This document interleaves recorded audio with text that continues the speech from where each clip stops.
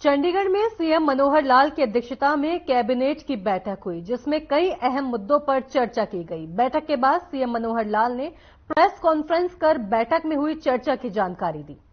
CM ने बताया कि 17 एजेंडे सामने रखे गए थे, जिनमें से 15 को पास कर दिया गया है, जबकि 2 को अगली मीटिंग के लिए डेफर कर दिया गया है।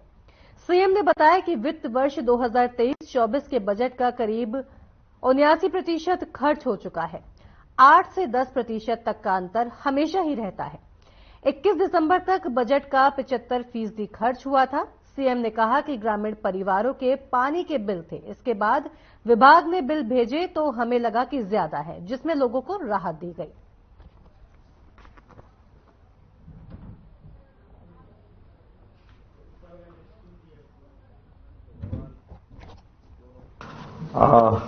एक विषय वैसे तो उस निर्णय पहले कर लिया था, आपको बता भी दिया होगा कि फिर भी आज कैबिनेट में फॉर्मली उसको क्लियर किया गया है कि ग्रामीण परिवारों के जो बिजली के जो पानी के बिल थे वर्षों से पेंडिंग थे, डिफॉल्ट अमाउंट काफी बड़ी हो गई थी और 2013-14 में कभी टैंकियां बांटी गई थी। उन टैंकियों के हिसाब से उसी समय लागू किया था कि 20 रुपए महीना उनका पानी का बिल रहेगा।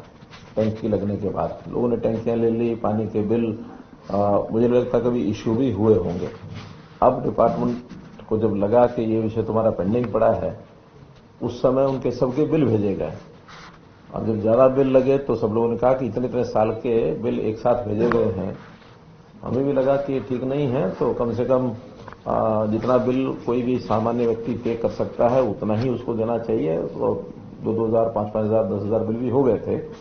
हमने निर्णय लिया कि उन सब का अनुसूचित जाति के नाते से बिल का दर है 20 रुपए महीना और जो अनुसूचित जाति गैर अनुसूचित जाति के बाकी अन्य लोग हैं उनकी जो बिल की रेट है उनका 40 रुपए महीना। तो सिर्फ एक साल का जो है पेंडिंग पिछले प्रीवियस ईयर का वो लेंगे और बाकी सारे का सारा हमने माफ कर दिया है, इंक्लूडिंग इंटरेस्ट एंड पेनल्टीज सब माफ कर दिया। अब मैक्सिमम बिल अनुजाति परिवार का 240 रुपए और अदर देन अनुसूचित जाति वो 480 रुपए ये लेना है। वो भी अगर एक साथ कोई दे देगा तो ठीक है, एक साथ नहीं देंगे तो अगले एक साल में उसकी किस्तों में यानी हर महीने 2 महीने का बिल आएगा एक साल तक, ताकि उस एक साल के बाद फिर वो समाप्त हो जाएगा। इसके कारण से कुल 335 करोड़ रुपए तो ओरिजिनल राशि और 40 करोड़ रुपए के लगभग पेनल्टी और इंटरेस्ट ये माफ किए गए हैं, अर्थात 375 करोड़ रुपया ये माफ किया है ऐसे सब गरीब परिवारों के लिए।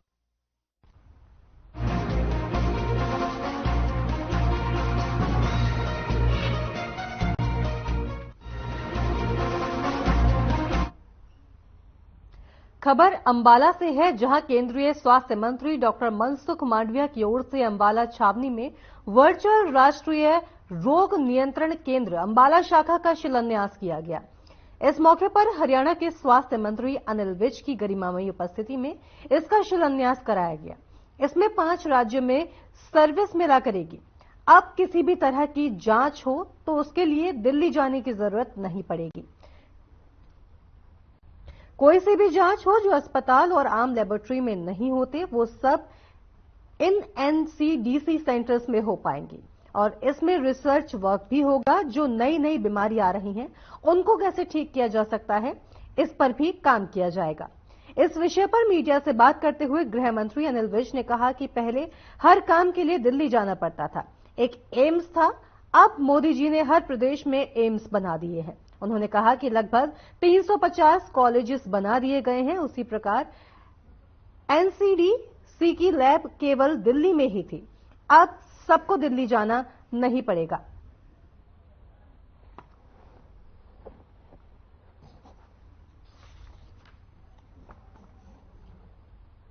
मोदी जी ने हर प्रदेश में एम्स बना दिए, लगभग 350 मेडिकल कॉलेज बना दिए। उसी प्रकार से एनसीडीसी की लैब केवल दिल्ली में थी, सबको दिल्ली जाना पड़ता था। अब देश के अनेकों प्रदेशों में एनसीडीसी लैब का आज उद्घाटन किया गया है। इसमें अंबाला में भी नग्गल गांव में जमीन ले ली गई है और केंद्र सरकार को हस्तांतरित कर दी गई है, वहां पर ये सेंटर बनेगा और वो सारे टेस्ट जो हमारे अस्पतालों में या आम लेबोरेटरियों में नहीं हो पाते हैं, वो सारे टेस्ट इन एनसीडीसी सेंटर्स में होंगे और इसमें रिसर्च वर्क भी होगा कि जो बीमारियां हो रही हैं, नई नई बीमारियां आ रही हैं, उनको कैसे ठीक किया जा सकता है।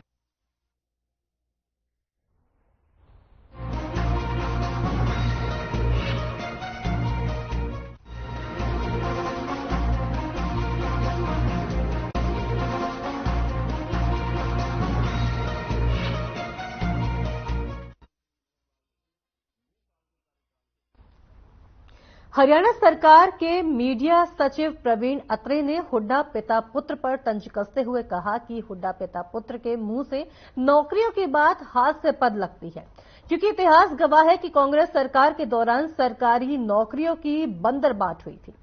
भूपेंद्र हुड्डा के कार्यकाल में नौकरी के मामले में हुई अनियमितता के कारण 13 गरीब लोगों की नौकरियां माननीय कोर्ट ने रद्द कर दी थी, क्योंकि 2004 से 2014 के दौरान गरीब और योग्य युवाओं के हक को सत्ता के चहेतों को दे दिया जाता था।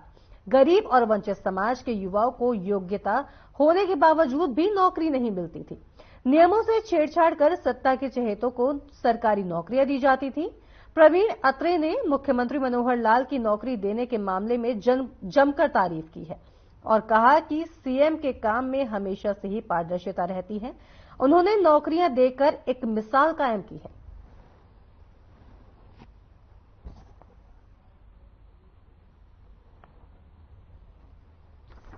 भूपेंद्र हुड्डा सार्वजनिक मंचों से भाषण देते हुए लगातार नौकरियों की बात करते हैं, लेकिन अगर भूपेंद्र सिंह हुड्डा के 10 साल के कार्यकाल को मुख्यमंत्री मनोहर लाल के 9 साल के कार्यकाल से तुलना करें तो भूपेंद्र सिंह हुड्डा आसपास भी नहीं ठहरते मुख्यमंत्री मनोहर लाल के। भूपेंद्र सिंह हुड्डा के कार्यकाल के अंदर नौकरियों की बंदरबाट होती थी, पर्ची खर्ची चलती थी, योग्य युवाओं की योग्यता का अनादर होता था। नौकरी केवल सत्ता के चहेते, सत्ता के नजदीक जो लोग होते थे उन्हीं को प्राप्त होती थी। पर्ची खर्ची का बोलबाला था। मुख्यमंत्री मनोहर लाल ने इस व्यवस्था को पूरी तरह से खत्म किया। गरीब और वंचित को उसका हक देना शुरू किया। योग्य युवाओं को योग्यता अनुसार पारदर्शी तरीके से नौकरी देना सुनिश्चित किया और इसके हमारे सामने बेशुमार उदाहरण भी हैं। अगर हम रोजगार के आंकड़ों पर ध्यान दें, आज हरियाणा प्रदेश के अंदर पीरियोडिक लेबर फोर्स सर्वे की रिपोर्ट को जो हम देखते हैं तो लगभग 5.2% बेरोजगारी लेटेस्ट रिपोर्ट के अंदर बताई जाती है। और उसके पैरेलल अगर हम 2012-13 के अंदर केंद्रीय श्रम और रोजगार मंत्रालय की जो बेरोजगार और रोजगारी संबंधित रिपोर्ट आई थी उसको देखते हैं, तब हरियाणा के अंदर बेरोजगारी 12% के आसपास 12.3% थी। कहां 12.3%, कहां 5.2%। यह तुलना है भूपेंद्र सिंह हुड्डा के कार्यकाल और मुख्यमंत्री मनोहर लाल के कार्यकाल की। मुख्यमंत्री मनोहर लाल ने सरकारी नौकरियों के साथ साथ युवा अपना रोजगार करें, निजी क्षेत्र में युवाओं को रोजगार प्राप्त हो, इसके ऊपर काम करना शुरू किया। अलग अलग योजनाएं बनाई। उन योजनाओं का नतीजा यह हुआ कि पिछले 9 साल के कार्यकाल में निजी उद्योगों में हरियाणा के लगभग 19 लाख युवाओं को रोजगार प्राप्त हुआ। सक्षम युवा योजना, रोजगार मेले, अगर हम उन सबको देखते हैं और केंद्र सरकार और हरियाणा सरकार की रोजगार से संबंधित योजनाओं के आंकड़े को इकट्ठा कर दें तो हरियाणा के लगभग 45 लाख युवाओं को रोजगार प्राप्त हुआ पिछले 9 साल में। 1,20,000 पक्की सरकारी नौकरियां और जो ये निजी क्षेत्र के अंदर अलग अलग योजनाओं में युवाओं को रोजगार प्राप्त हुआ है। इन सब आंकड़ों के बनिस्पत आज स्थिति ये है कि पीएलएफएस की रिपोर्ट बताती है कि हरियाणा में बेरोजगारी मात्र 5.2% है, जबकि 2012-13 में श्रम और रोजगार मंत्रालय की रिपोर्ट में 15 से 29 साल के युवाओं की बेरोजगारी दर 12.3% थी। ये अंतर है। अगर इसको हुड्डा साहब एक बार पढ़ लेंगे तो मुझे लगता है कि सार्वजनिक मंचों से रोजगार के विषय और नौकरी के विषय में बोलते हुए एक बार चिंतन अवश्य करेंगे।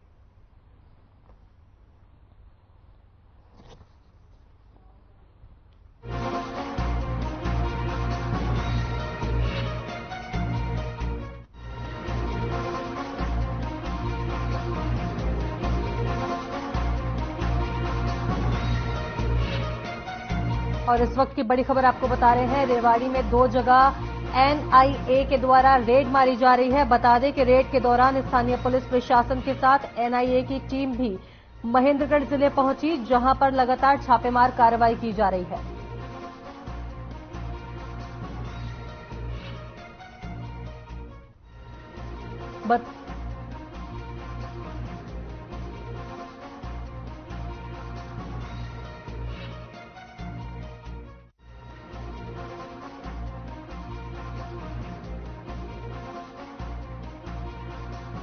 जी, आपको बता दें कि लगातार पुलिस के द्वारा छापेमार कार्रवाई की जा रही है। महेंद्रगढ़ में जाकर के पुलिस के द्वारा छापेमार कार्रवाई की गई है। इसके साथ ही महेंद्रगढ़ जिले के कई गांवों में छापेमार कार्रवाई लगातार चल रही है। कैमला, पाथेड़ा, कुडाना, डोंगरा, डोंगरा और जाट, सुरेहती, पिलानिया, मुंडिया और खेड़ा सहित अन्य इलाकों में एनआईए की रेड चल रही है। बता दें कि अब तक पुलिस के द्वारा सुखदेव सिंह गोगामेंडी हत्याकांड में अब तक हरियाणा के 7 आरोपियों को गिरफ्तार पुलिस ने कर लिया है। इस वक्त की लगातार आपको बड़ी खबर बता रहे हैं, छापेमार कार्रवाई की सीधे जानकारी आप तक पहुंचा रहे हैं, पूरा अपडेट आपको दे रहे हैं।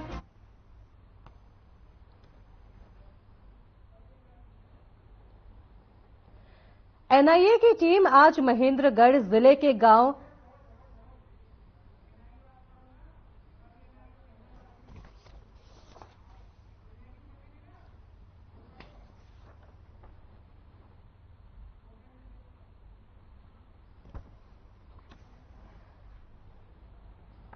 जिस आपको बता दें कि महेश पर मुकदमे काफी दर्ज हैं और जिसके लिए पुलिस के द्वारा लगातार छापेमार कार्रवाई की जा रही है। 2 जगह एनआईए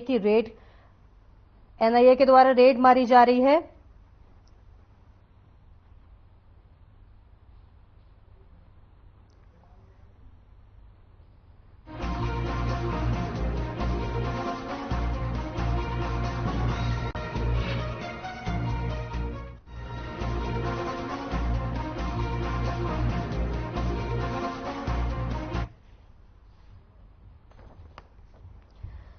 एनआईए की टीम आज महेंद्रगढ़ जिले के गांव झगडोली पहुंची, जहां दिनेश सोनी के घर पर एनआईए की टीम ने बुधवार सुबह 5:30 बजे छापेमारी शुरू की। रेड के दौरान स्थानीय पुलिस प्रशासन के साथ एनआईए की टीम महेंद्रगढ़ जिले के गांव झगडोली पहुंची और दिनेश सोनी के घर पर रेड की। आपको बता दें कि सुखदेव सिंह गोगामेंडी हत्याकांड में अब तक हरियाणा के 7 आरोपी गिरफ्तार हो चुके हैं। अब तक मिली जानकारी के मुताबिक कुछ समय पहले अकोदा पुलिस पर हुई फायरिंग के मामले में एक आरोपी नितिन फौजी का नाम सामने आया था, जिसका झगडोली के अनुपम सोनी के साथ विवाद चल रहा था और अब एनआईए की टीम ने महेंद्रगढ़ जिले में ताबड़तोड़ रेड की है। महेंद्रगढ़ जिले के गांव कैमला, पाथेड़ा, कुडाना, डोंगरा, जाट, सुरहेती, पिलानिया, मुंडिया, खेड़ा अन्य स्थानों पर एनआईए के द्वारा रेड मारी जा रही है।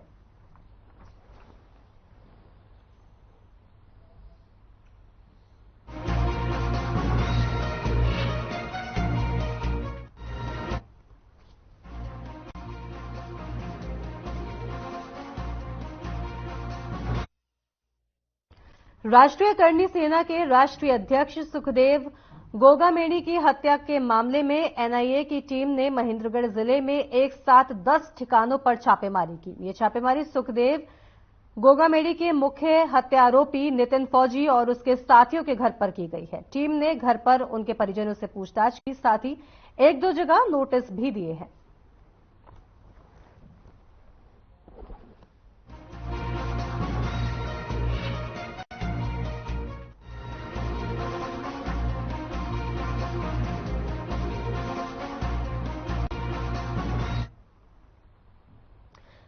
फरीदाबाद के बल्लभगढ़ में बीती 31 दिसंबर की रात को करीब 1:30 बजे 2 स्कॉर्पियो सवार बदमाशों ने पहले तो दुकानदार के साथ मारपीट की और उसके बाद दुकान के ऊपर स्कॉर्पियो से 3 बार हमला किया, जिसके बाद अब घटना सीसीटीवी फुटेज में सामने आई है। बता दें कि सूचना के बाद मौके पर पहुंची पुलिस की टीम ने तुरंत कार्रवाई करते हुए आरोपियों के खिलाफ मामला दर्ज कर लिया है।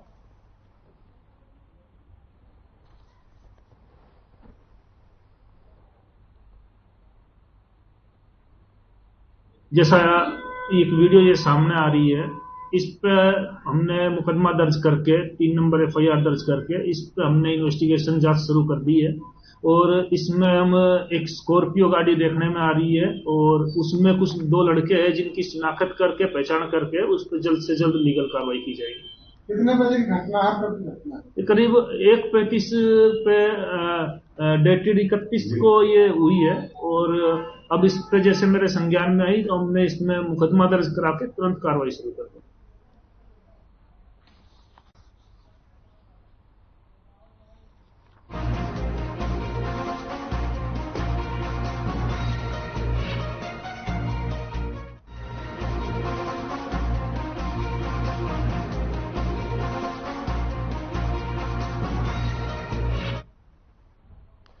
हरियाणा के कैथल में पटवारियों की 3 दिवसीय हड़ताल जारी है, जहां पटवारी पे स्केल बढ़ाने की मांग कर रहे हैं। पटवारियों का कहना है कि हमारी मांग जायज है और उनको पूरा किया जाना चाहिए। एक पटवारी 3 पटवारियों का काम कर रहा है, वर्कलोड ज्यादा है, दिन रात हम काम करते हैं। हम पब्लिक को किसी भी प्रकार की परेशानी नहीं आने देते, फिर भी सरकार का हमारी ओर कोई ध्यान नहीं है। सरकार को इस ओर विशेष ध्यान देना चाहिए।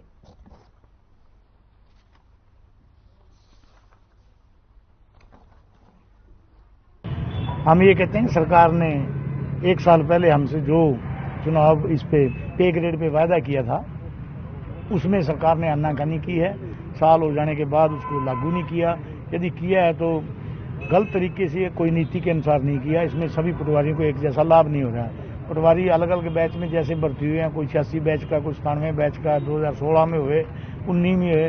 लेटेस्ट जो पटवारी 19 बैच है सिर्फ उसको बेनिफिट है, बाकी पटवारियों को इसका कोई लाभ नहीं है। हमारे धरना प्रदर्शन के इस बैनर से ही परिलक्षित है कि ये एक सांकेतिक धरना है और उस वादे के खिलाफ है जो हमारे से किया गया लेकिन पूरा नहीं किया गया। सरकार द्वारा माननीय मुख्यमंत्री जी के माध्यम से 1/1/2016 से हमारा ग्रेड पे बढ़ाने का वादा हुआ था, लेकिन उसमें गतिरोध पैदा करके, रोड़ा अटका करके वो जो बातें हुई थी, जो वादा किया गया था, वो ना करते हुए 1/1/23 से उसको लागू किया गया है। तो हमारे बीच में, हमारी कार्यकारिणी में, पूरे राज्य भर के पटवारियों में भारी रोष है। उसी के संकेत स्वरूप 3 दिवसीय ये धरना प्रदर्शन हमारे द्वारा किया गया है।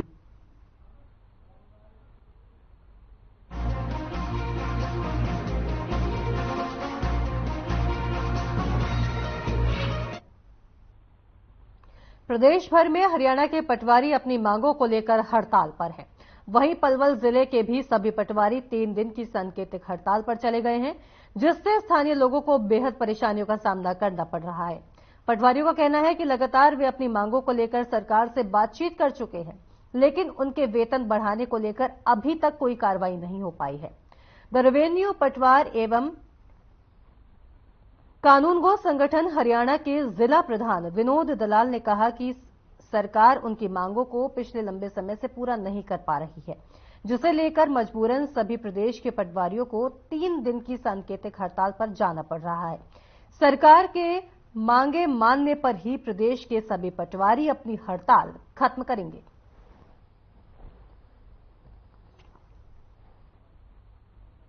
टीम आई थी गांव में, आज एक दिन सोनी है कोई करके, उसकी कोई जांच वगैरह के लिए आए थे। वही कितने बजे आए थे, कितने बजे? वो सुबह 6 बजे, 6:45 बजे के आसपास आए थे। आप भी मौके पे थे? हाँ, मैं मौके पे था। तो वहाँ किस प्रकार की पूछताछ? तो पूछताछ सारी की है भाई, कोई आपराधिक कोई मुकदमे दर्ज है या नहीं है, सारी जांच वगैरह की है, कागज वगैरह भी चेक किए हैं। सर, किस मामले को लेकर ये रेड की जा रही है? सर, मामले को तो नहीं बता रहे अभी, ये NIA वाले हैं, तो मामले को तो बता नहीं रहे, तो जांच करनी है हमें। मोदी कर लो जांच। तो अभी गांव खुडाना में भी ये टीम पहुंची? खुडाना में भी इनकी एक शॉप है दिनेश की, ज्वेलरी के काम करता है, तो यहाँ भी आई है वो टीम। सर, वो NIA की टीम आई थी गांव में, आज एक दिनेश सोनी है कोई करके, उसकी कोई जांच वगैरह के लिए आए थे। वही कितने बजे आए थे, कितने बजे? वो सुबह 6 बजे, 6:45 बजे के आसपास आए थे। आप भी मौके पे थे? हाँ, मैं मौके पे था। तो वहाँ किस प्रकार की पूछताछ? तो पूछताछ सारी की है भाई, कोई आपराधिक कोई मुकदमे दर्ज है या नहीं है, सारी जांच वगैरह की है, कागज वगैरह भी चेक की।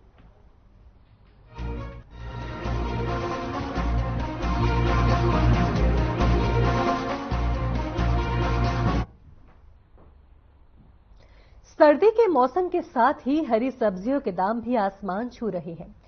सब्जियों के बढ़ते दामों ने आम लोगों के घरेलू बजट को बिगाड़ कर रख दिया है। बदलते इस मौसम में अगर आप अपनी सेहत के लिए हरी तरकारी खाने की चाह रखते हैं तो अब आपको अपनी जेब पहले से कहीं ज्यादा ढीली करनी पड़ेगी। इन दिनों बाजार में कोई भी ऐसी हरी सब्जी नहीं है जिसके दाम 40 रुपए प्रति किलो से कम हो। 20 रुपए किलो में मिलने वाली शिमला मिर्च भी 50 से 60 रुपए किलो मिल रही है। वहीं 5 से 6 रुपए किलो में मिलने वाला कद्दू भी 30 से 40 रुपए प्रति किलो बिक रहा है।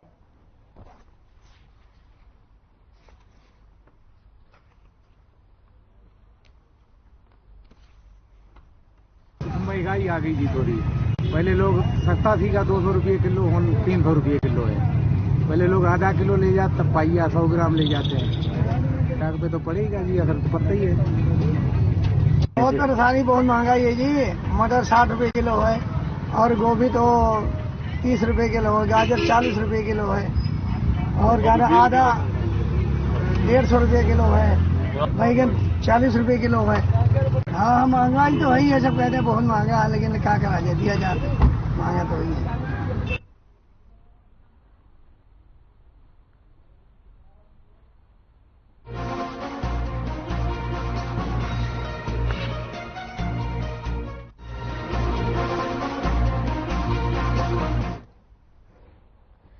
फरीदाबाद के खंडावली गांव में विकसित भारत संकल्प यात्रा के पहुंचने पर ग्रामीणों ने उनका जोरदार स्वागत किया।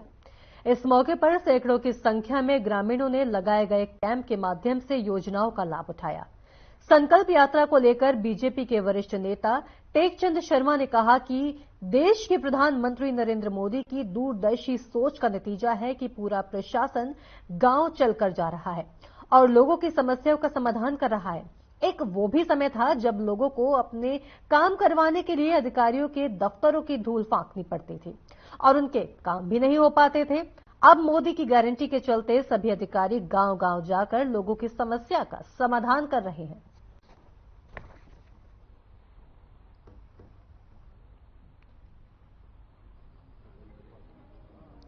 देखिए, यहाँ पे हर डिपार्टमेंट के यहाँ अधिकारी आए हुए हैं, जैसे पब्लिक हेल्थ से लेके बिजली बोर्ड से लेकर के आपके आयुष्मान भारत के, हरियाणा पशुपालन विभाग के, आईडी करेक्शन के, और आपके यहाँ पे देख रहे होंगे आप जो है ना, जैसे महिला एवं बाल विकास विभाग भी है, और ये हमारे यहाँ पे सारे कृषि विज्ञान केंद्र से रिलेटेड हैं, मत्स्य विभाग भी है।